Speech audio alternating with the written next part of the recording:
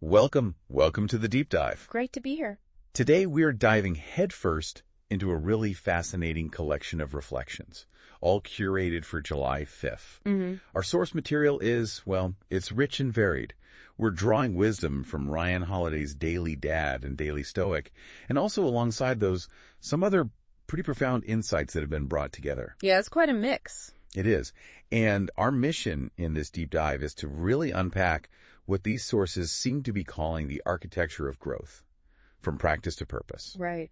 And, as always, pull out some clear, actionable wisdom that you can hopefully apply in your own life. Definitely. Now, okay, at first glance, this might look like we're just a random collection of thoughts. We're talking everything from like athletic intensity to ancient stoicism, even some biblical wisdom thrown in. It does seem disparate initially. But here's where it gets really interesting, I think. When you start digging a bit deeper, you find these seemingly unrelated insights. They actually weave together almost seamlessly, forming this surprisingly coherent and I'd say profoundly practical blueprint for how, genuine personal growth actually happens. It's quite a remarkable synthesis. What's truly fascinating here is exactly that synthesis you just mentioned. These aren't just isolated pieces of wisdom floating around. Right. They are, in essence, interconnected components, parts of a holistic and I think really powerful approach to life. Okay. This collection, it offers way more than just abstract philosophical ideas. It really presents a tangible blueprint, you could say. Thanks for print, like a guide. Exactly. A practical guide for understanding how we can cultivate meaning, how we build deep resilience when things get tough, and ultimately, how we uncover and live out our unique purpose. For you, the listener, this isn't just academic. Not at all. We're exploring how these profound principles apply directly right now to the fabric of your daily life, to the challenges you're facing, to your deepest hopes and aspirations. Offering a shortcut, almost. Yeah, maybe a shortcut to being truly well-informed about the fundamental principles of human development itself. It's about taking this timeless wisdom and making it incredibly relevant today. APTRA. The foundation. Why champions practice like they play. Okay, so let's jump right into this architecture then. Starting with what these sources suggest is its absolute bedrock, the foundation. The starting point. Which is the importance of how we practice. And the opening observation is sharp. It really hits home. Gamer athletes think they can save it all for the game and skip the hard work in practice. But champions bring the same intensity to practice as they do to play. Wow, yeah, that cuts right through. It does. It immediately challenges this deeply ingrained misconception that a lot of us carry, this idea that sheer talent or maybe a sudden burst of motivation when the pressure's on will just magically carry us through. The clutch mentality, maybe. Exactly.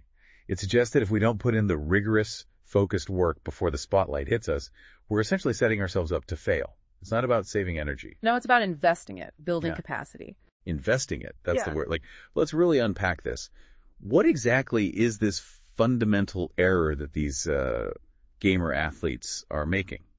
Well, the fundamental error, as the source lays it out, it reflects a really profound misunderstanding of the continuous cycle between preparation and performance. A cycle. Yeah, it's not like two separate things. It's not about saving energy for the big moment. It's about building capacity, actively building the mental, the emotional, the physical muscles that let you perform under pressure. So holding back in practice is actually counterproductive. Totally counterproductive. If you consistently hold back, you're not conserving anything. What you're actually doing is limiting the development of the very skills, the muscle memory, the mental toughness you'll desperately need when it actually counts. Okay. Champions, whether they're in sports or, any field, they understand this. They get that the practice is the game in a very real, very profound way. So it's not just dress rehearsal. Not at all. It's in those unobserved hours, that consistent, diligent repetition. That's where the real growth happens. That's where the unshakable foundation for peak performance is meticulously laid piece by piece. So this isn't just about kicking a ball or swinging a racket then, is it? It sounds like this principle, this idea of intense practice, it's universal. You've absolutely hit the nail on the head there. It's a truth we often overlook, I think. The source makes it crystal clear this principle goes way beyond the athletic field. It applies to virtually every facet of life where excellence or mastery is the goal. Like what? Give me some examples. Okay, well, think about a seasoned musician, a concert pianist maybe. Right. They cannot possibly perform a complex concerto with that fluidity and emotion that just grabs an audience. Yeah, that magic. without countless hours spent on the seemingly mundane stuff. Scales, arpeggios, repetitive technical exercises. Hours often spent alone, no applause, just honing the raw mechanics. Okay, that makes sense. What else? Or think about a writer, a really good writer. They can't just conjure compelling, evocative prose on demand, right? To consistently deliver stories or arguments that land, it requires daily, disciplined practice. Just putting words on the page. Even when they don't feel inspired. Especially when they don't feel inspired. They show up, they write, they hone their craft sentence by sentence. It's that daily wrestling match with language that builds their capacity to deliver when it matters. Okay, I see the pattern. But what about something less glamorous, maybe closer to home for many people listening, like being a parent? That's a perfect illustration of how universal this is, seriously. For so many of us, the most challenging and rewarding arena is right there in our own families. Yeah, definitely feels like that sometimes. You cannot consistently guide children wisely through life's, inevitable complexities and emotional roller coasters without consistently practicing patience, active listening, thoughtful reflection. In the small moments. Exactly. In the seemingly small daily moments of family life. Think about that instant when your child tests your patience for the 10th time in an hour. Oh, I know that moment. Or when they ask a really tough question you just don't have an immediate answer for. Those aren't just challenges to get through. They are your personal practice sessions. Practice sessions in parenting. Huh. Yeah. In mindful parenting, in building emotional regulation, not just for them, but for yourself too. These mundane interactions are the practice that builds the capacity for those really big moments of guidance and support later on. That's a truly powerful way to look at it. So it's not just about what you do, but how you do it, even when no one's watching. Yeah. Even when it feels repetitive or boring. Precisely. The deeper wisdom here is that the quality, the consistency, and crucially the intensity of our practice directly sets the ceiling for our performance. Sets the ceiling, how high we can go. Exactly. It determines how much mastery we can genuinely achieve. Consistent, intentional practice builds not just muscle memory for physical things, but also critical neural pathways in the brain. It actually rewires us. It literally strengthens the connections between neurons, makes those desired responses faster, more automatic, less draining. It hardwires mastery. And this regular, focused effort, it forges essential mental habits. Like what kind of habits? Habits like unwavering focus, deep resilience, the ability to keep your cool under pressure. When you approach your daily efforts, however small they seem, with the same intensity and attention you'd give your biggest challenges, well, that artificial line between preparing and doing just dissolves. So practice and performance become one thing. Exactly. This deep integration is what turns ordinary effort into genuine, lasting mastery.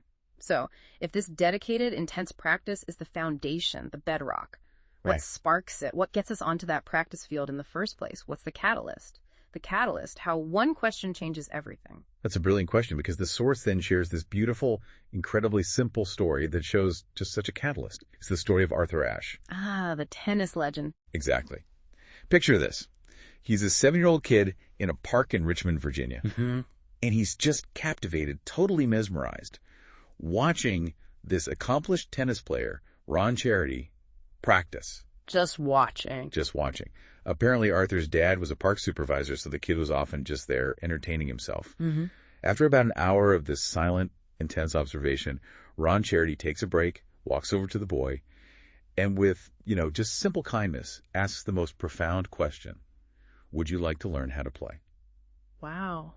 So simple. Right. And Ashe's reflection on that single moment is just... it's powerful. He said, as casually as that, my life was transformed. Incredible. It really makes you wonder, doesn't it? How many lives have been completely changed, just like that, by a seemingly casual, but actually profoundly transformative, simple invitation. It's a really poignant illustration.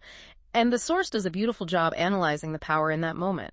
It's the power of keen observation combined with genuine generosity. Observation and generosity. Explain that. Well, Ron Charity didn't just dismiss the kid hanging around. He didn't make assumptions. Instead, he genuinely noticed something. A flicker of curiosity.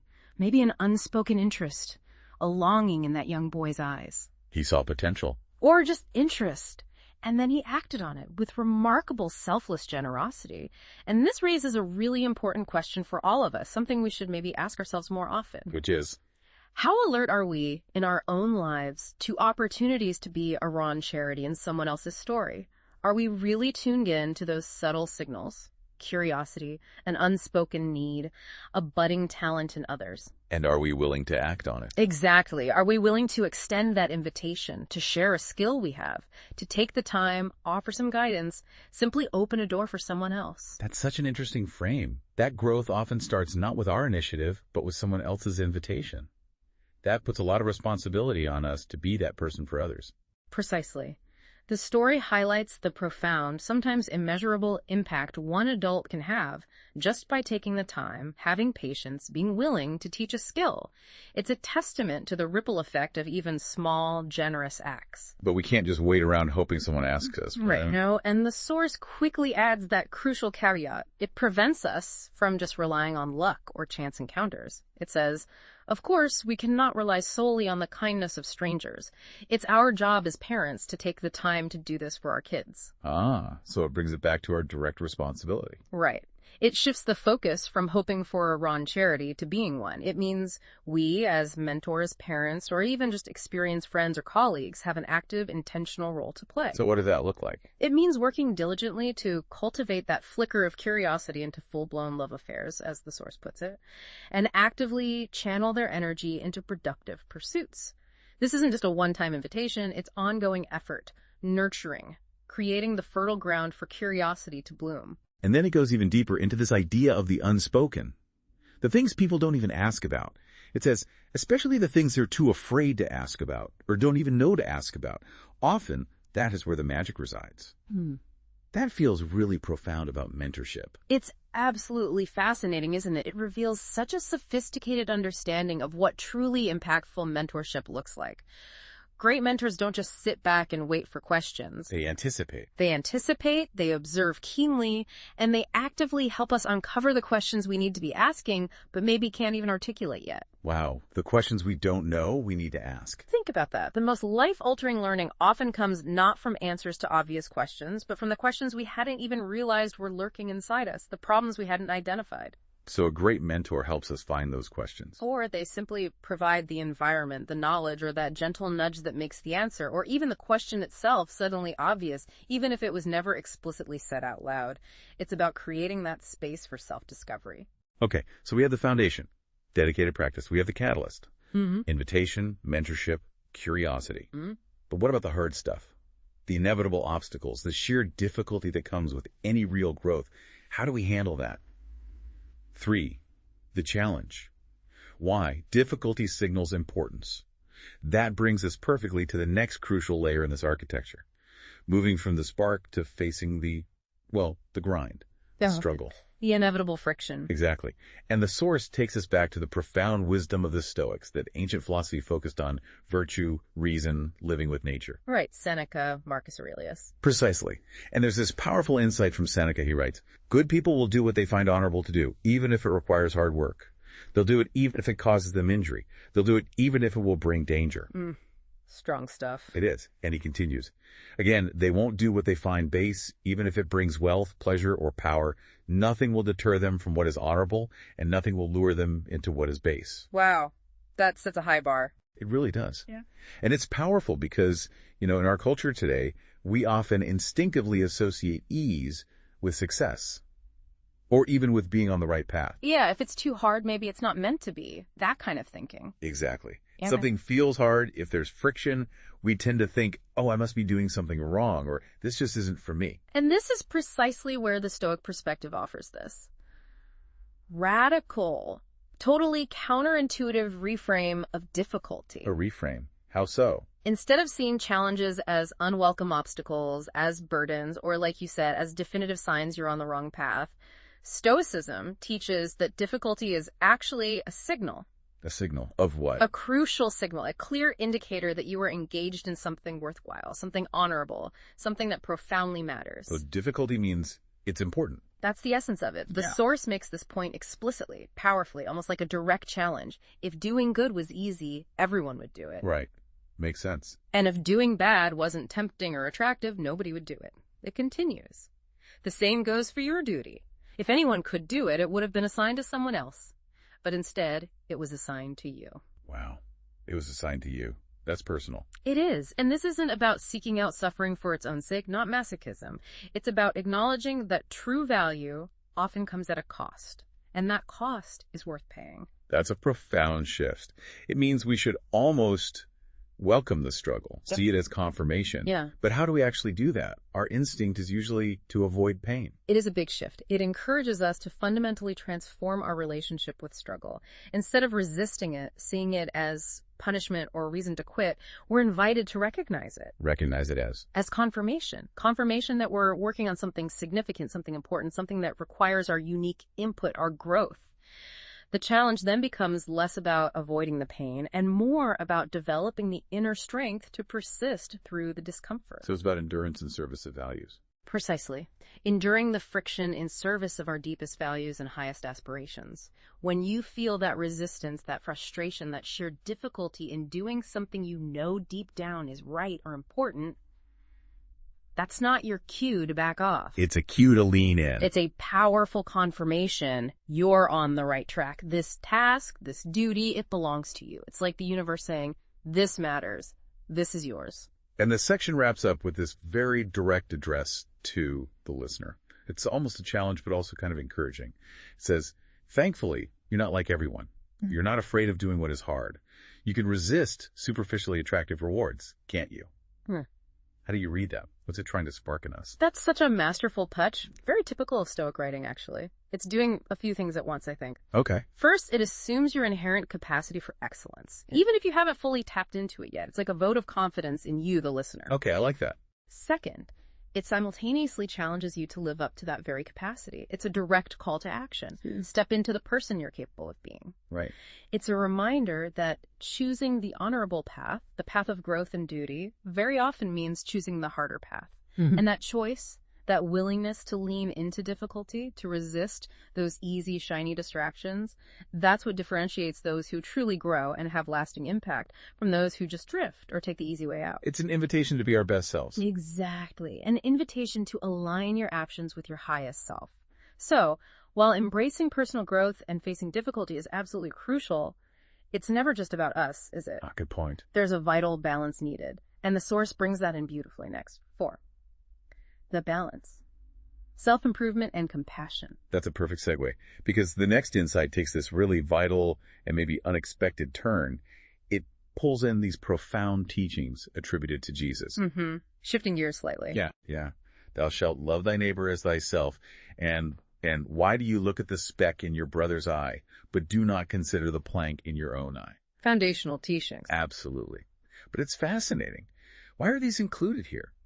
In a deep dive about practice, growth, embracing difficulty, what does this add to our architecture of growth, especially right after talking about individual discipline and hard work? What's genuinely interesting here is how these biblical insights create this crucial, almost corrective counterbalance to the intense focus on individual discipline we've just been talking about. A counterbalance. Okay. The source explicitly warns that personal discipline and achievement, if they're left unchecked, if they're not integrated with a wider perspective, can unfortunately lead to self-absorption or isolation, even arrogance. Like the holier-than-thou trap. Exactly. True growth, genuine human excellence should inherently increase our compassion, our empathy, our connection to others. It shouldn't diminish it. So getting better shouldn't make us look down on others. Precisely. It's a critical warning.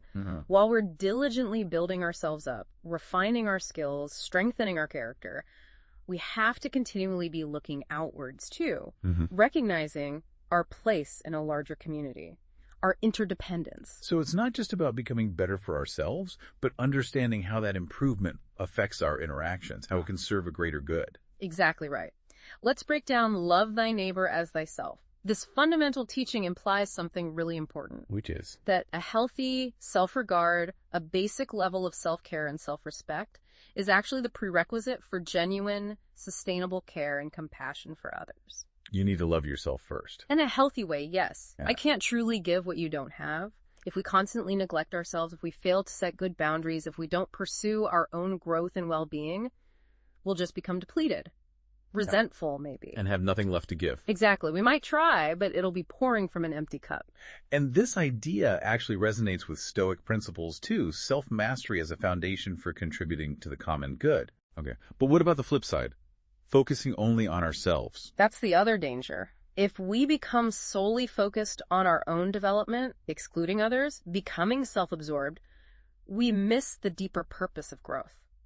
True human flourishing is intimately tied to our relationships, our responsibilities, our role within the community. Our individual excellence should create ripples. Right. Should benefit others too.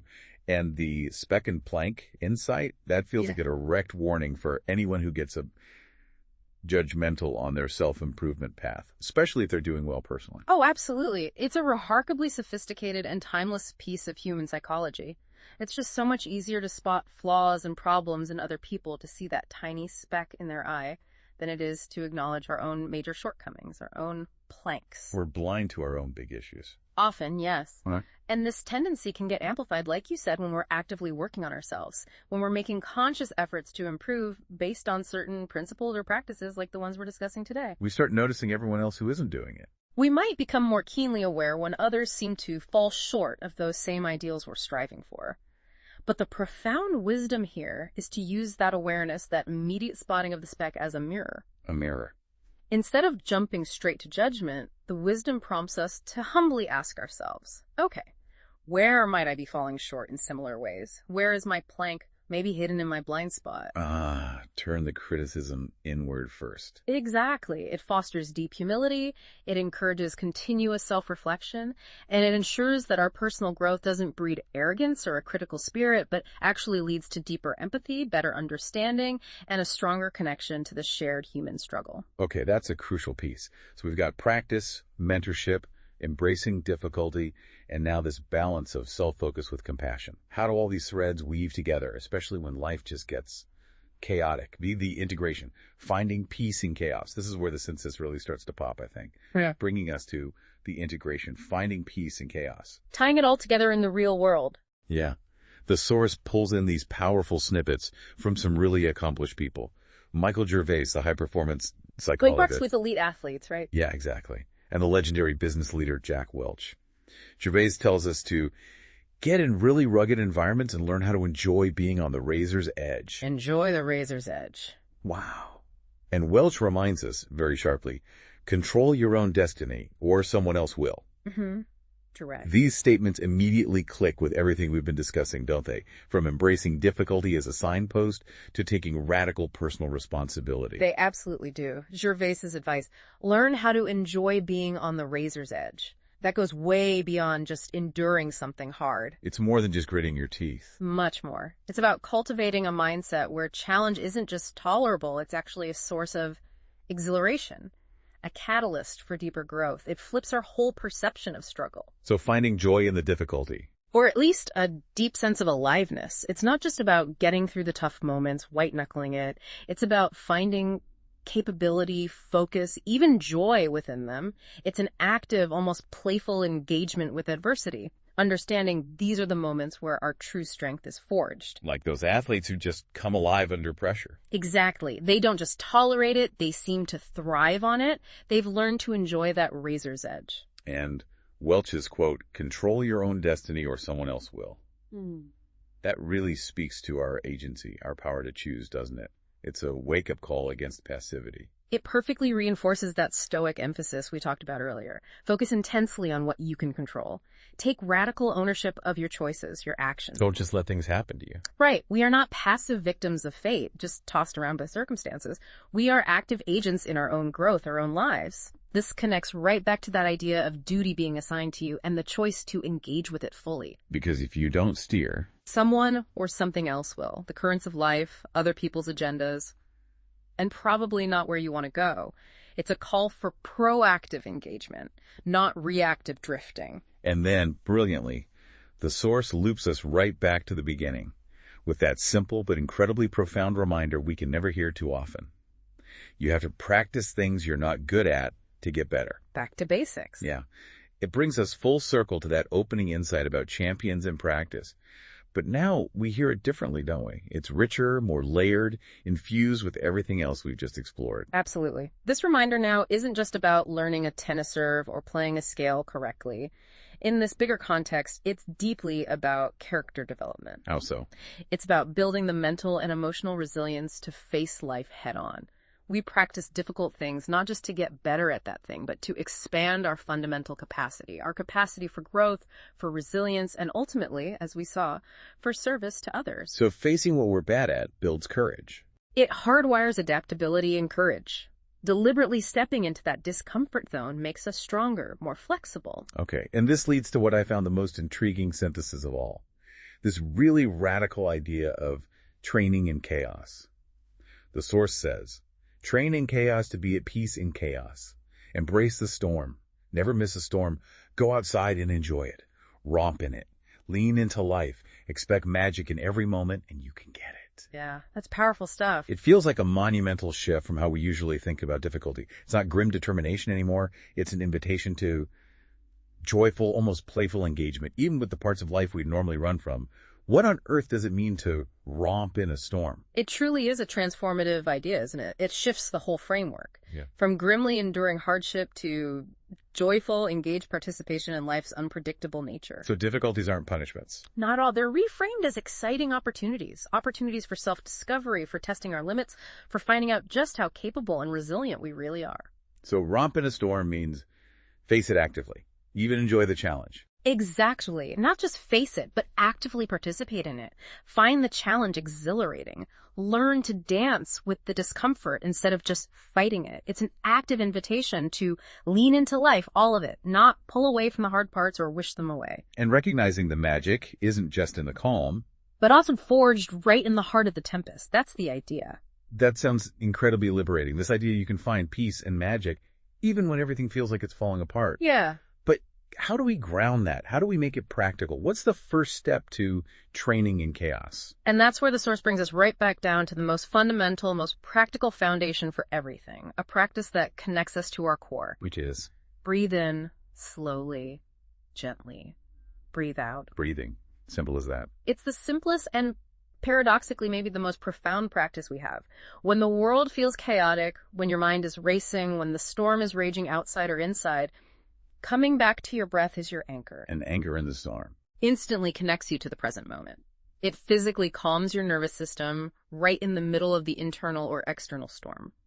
It provides a direct, always accessible pathway to finding peace, clarity, centeredness, even in utter chaos. So breathing is the training. It's the ultimate training in chaos tool, a way to practice calm exactly when the world demands it most.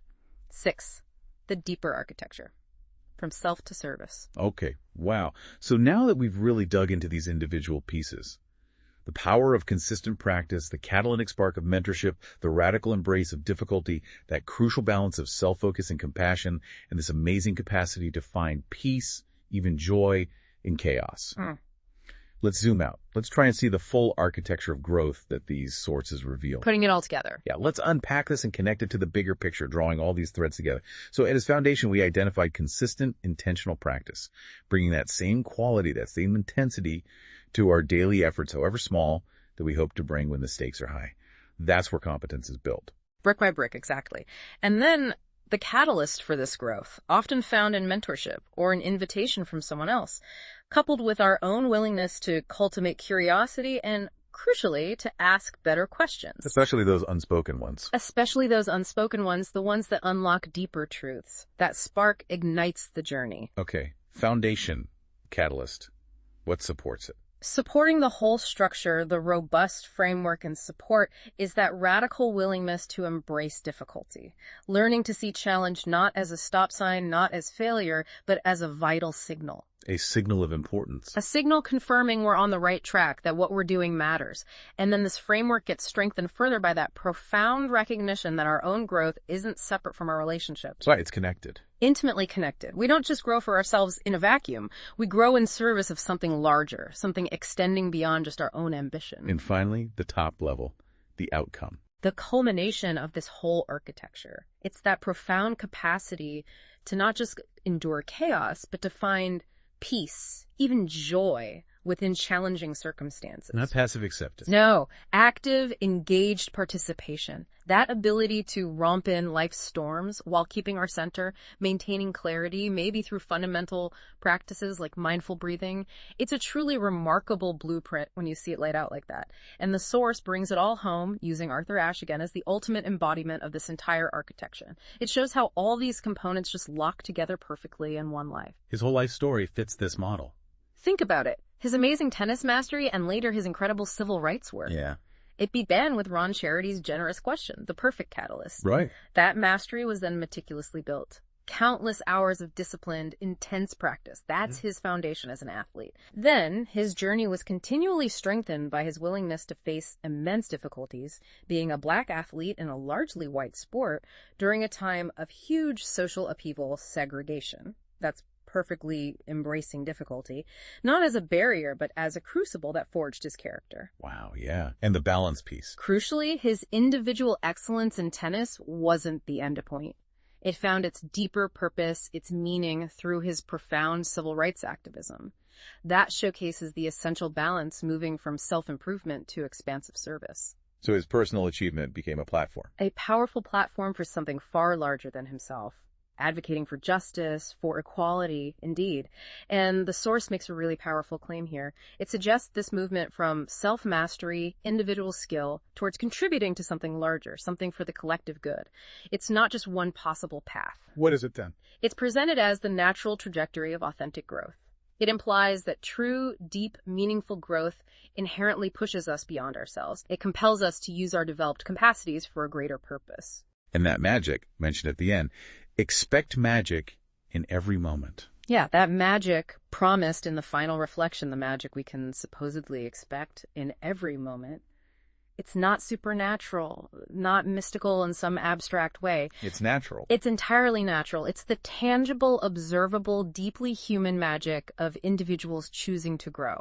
Choosing to serve, choosing to persist through difficulty with courage, and choosing to find joy even in the challenges that might otherwise break us. And this magic is available to anyone. That's the assurance. This profound sense of purpose and peace is available to anyone willing to actually apply these principles, to practice like champions, stay open to mentorship, embrace difficulty as important, balance self-focus with compassion, and crucially, breathe mindfully through whatever storms life throws our way.